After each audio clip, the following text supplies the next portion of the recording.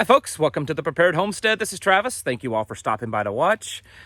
I want to continue today the conversation that I had yesterday to yesterday's video and talk a little bit more about it.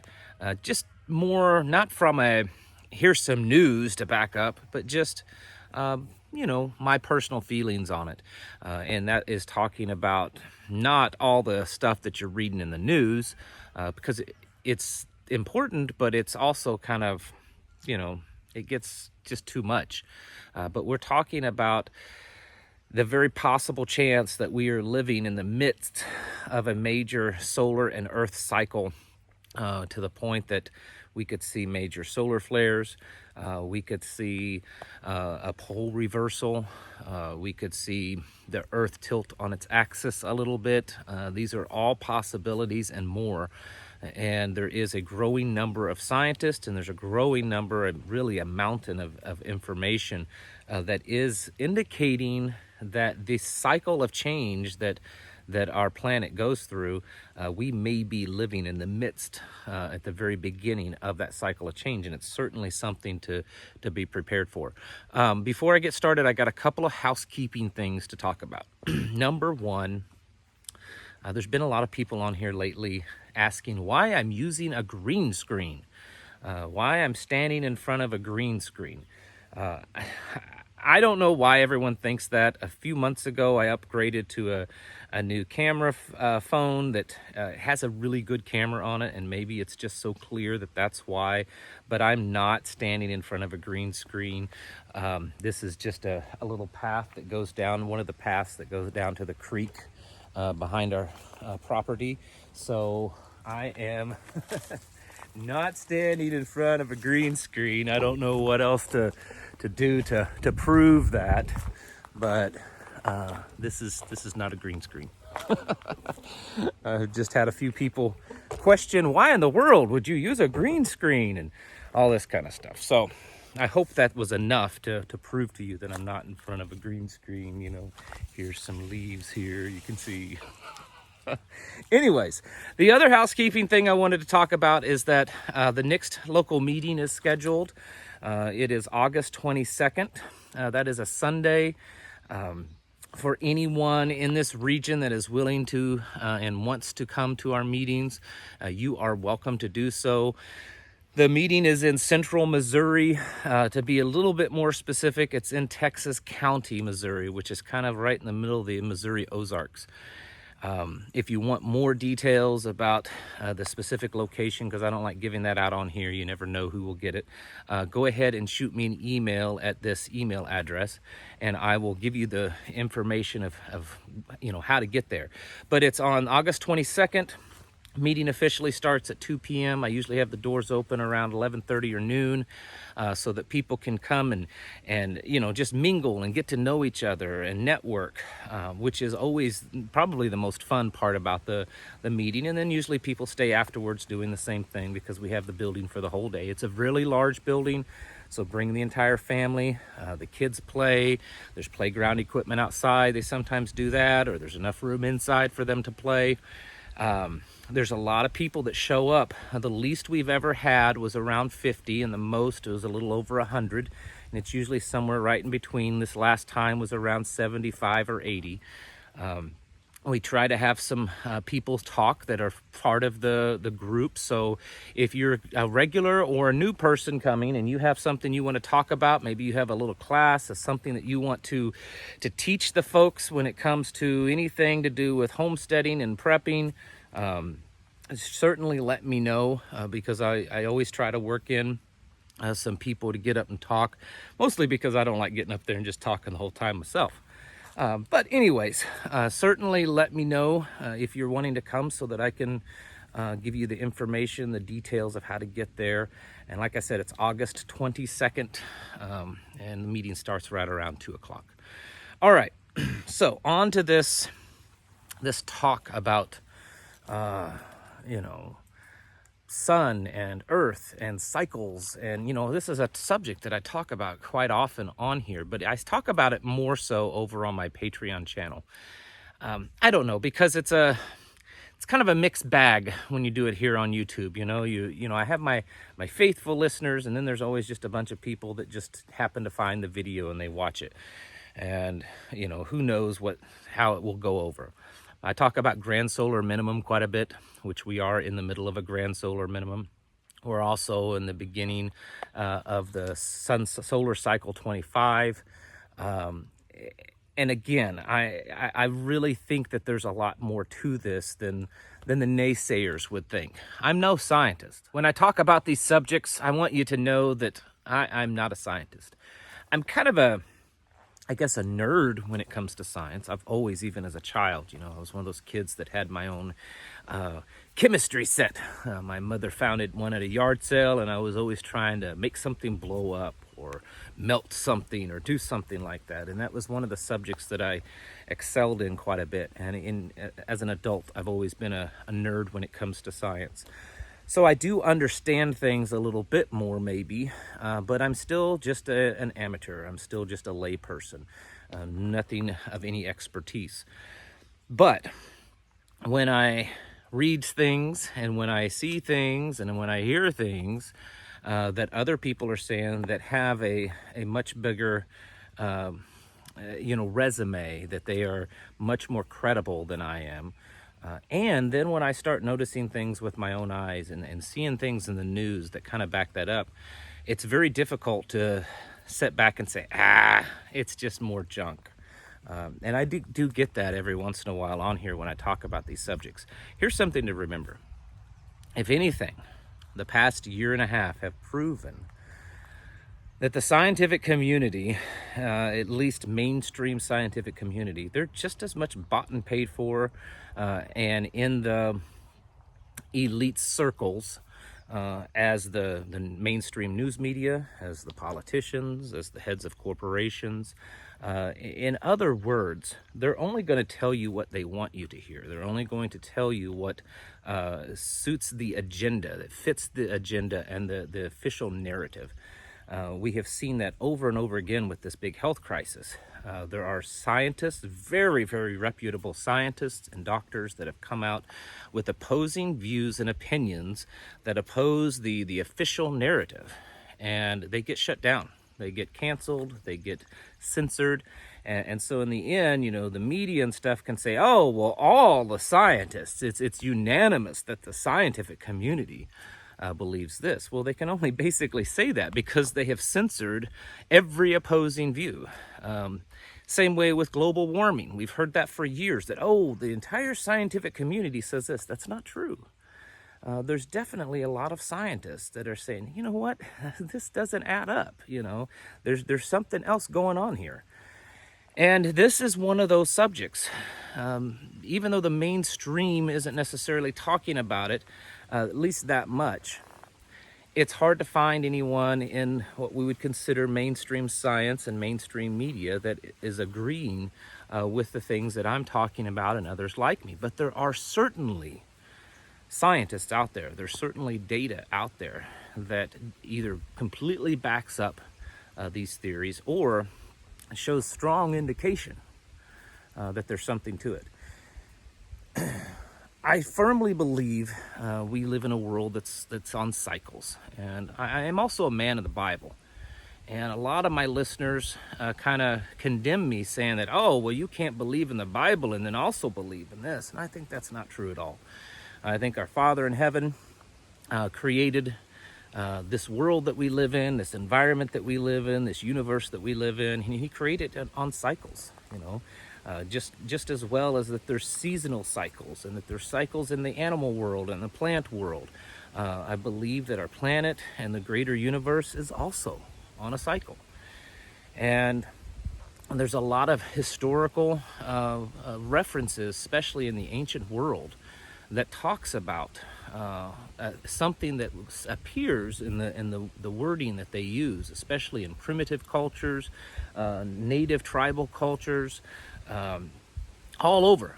I mean, literally all over the planet, that talk about something major and catastrophic that has happened in the past. And a lot of people believe that maybe that's what's being talked about in the story of Noah and the ark, because What could happen now, could it cause a major flood, or it could cause something else. So that's probably in the Bible where it talks about the flood. Now, I'm not saying that that's absolutely true. I'm not saying that that's the 100%, factual case. I'm just saying that there is evidence there that could indicate that. What this would mean for us, catastrophic. The life as you know it on this planet would drastically change. And some of the people that are kind of waking up to this, looking into it more, preparing more for something like this, are starting to say, you know what? All this stuff that's going on with the global elites, the Agenda 2030, the Agenda 21, the new, world order, Great Reset, all this kind of stuff kind of fits. If this is true of, pole shifting and grand solar minimums and solar flares that could cause, catastrophic damage to the planet, if all that's true, then it's quite likely that the global elites have known about it for a long time. They have access to technology and information and science that you and I as common people just don't have access to. They have government agencies that monitor this stuff. So if it's true, and if they've figured this out at some point in the past, it would be common sense, really, for them to start making preparations, for them to start changing policies and governments to kind of fit together so that when this happens, they would still be in power. There's evidence, there's testimony from individuals that's done it, and I don't have that information at my fingertips, that there have been things like bomb shelters and bunkers that's being built for the last several years, the last decade or two, for all the elites in government. I know that's getting way out there on that conspiracy world, and I get a lot of people like, oh, that's a little too far. I'm okay with the little conspiracy, That's just a little bit too much. But I've looked at it, and I can't, deny that it looks very factual. It would make sense that they would want to have a greater control over us, that they would want to be able to track us. They would want to be able to control our actions, our spending, our movements, our thoughts. It would make sense that they would want to set themselves up in a position that if something catastrophic happened on this planet, that it would not necessarily throw them out of power. And their dynasties, because really that's what it is. We all know that. We may elect a new president every 4 to 8 years, but really the people that control the place, they've been in power for a long time, and they want to keep it that way. So if that's all true, and we know they're power hungry, and we know that it's true that they want to stay in power, and have us believe that there really is this left-right paradigm, that there's good and evil, and so that we divide ourselves and fight amongst ourselves, then wouldn't it make sense if they know something is about to happen, or that we are, on the verge of something happening in the... Yes, that's my cat. I don't know why she's down here. If you saw that in the corner, kind of startled me a little bit. What's sneaking up on me? That's my cat. Probably down here catching crawdads. Anyways, it would make sense that they're trying to do something like this. That they would want to retain control. That they would want to not necessarily protect us, but protect themselves. And if you sit back and you start to think of all the stuff that they're doing, it does look like that they're trying to set themselves up in that way.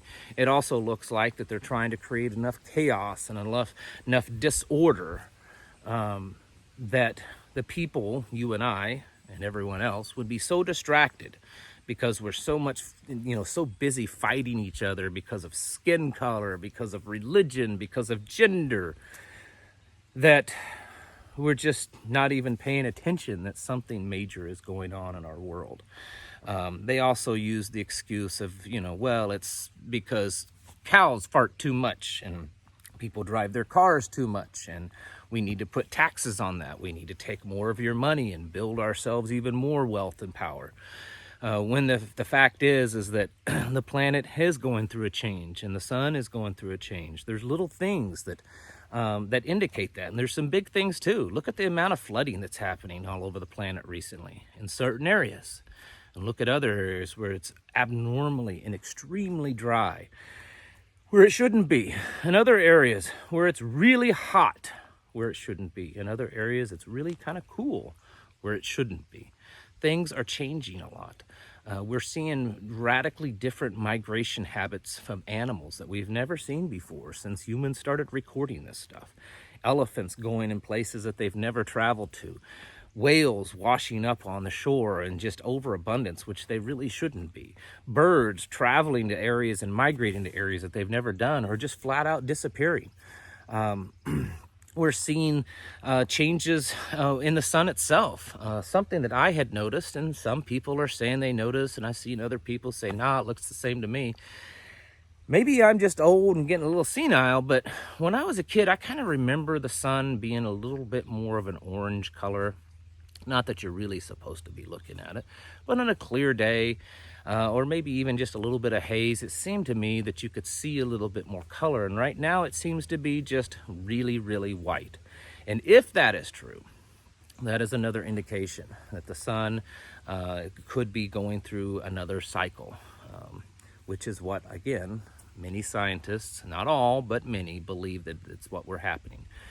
We have seen that we know for a fact, if you believe science at all, that in the last few weeks, the sun has been spewing out a lot of radiation out into space. Fortunately, it's not been spewing it in our direction. But that sunspot that has been spewing all that out is making its round and will eventually be facing the Earth again. And the question is once it faces the Earth, will it do the same thing and spew more of that out? And if it does, how big will it be? And if it does, will our very weakened magnetic field around the planet give us any protection at all? Or will it completely fry all the electronics, all the wiring, all the factories, all the places that we have spent nuclear products that are being held in protection? Will that all crash and just exposing it all? The sewer systems, the entire grid, everything. Who knows? We don't. I don't know. But I just know that the more that I get into this, the more that I read, I think that there is something happening. I think we are seeing some changes happen. And I think it's wise to take precaution. I think it's wise to be prepared for this, because it kind of does fit. I mean, think about these Agenda 21 and Agenda 2030. You know, what is it about those years? Why is it that they, are picking those years? Well, it also fits where that's kind of in the time period that some of these scientists believe that, these massive changes could happen. Somewhere between the year 2030 and 2040 is what most of them are predicting on a global catastrophic scale. Now, one thing I want to do is before I finish, if all this stuff happens, it doesn't mean that we're all going to die. All the scientists that are talking about this said that this is not a, extinction level event. It just means that we need to be very prepared for it. And the ones that aren't, those are the ones that are probably going to suffer casualties. Even our own CDC has done studies on a complete grid down failure, an EMP or CME, and they predicted that about 90% of the people would die in the first year. So it doesn't mean that everyone would. It just means those that aren't prepared would. So this is one of the big reasons why we prepare. We prepare and we push towards a life of self-sufficiency, because really that's the most ultimate level of preparedness, is being able to just take care of yourself and do for your own. So folks, continue to get your houses in order and prepare yourselves mentally, physically, and spiritually, because it's very, very possible that the things that we're going to be going through over the next few years could be a pretty bad deal. All right, folks, thank you for watching. I'll catch you in the next video.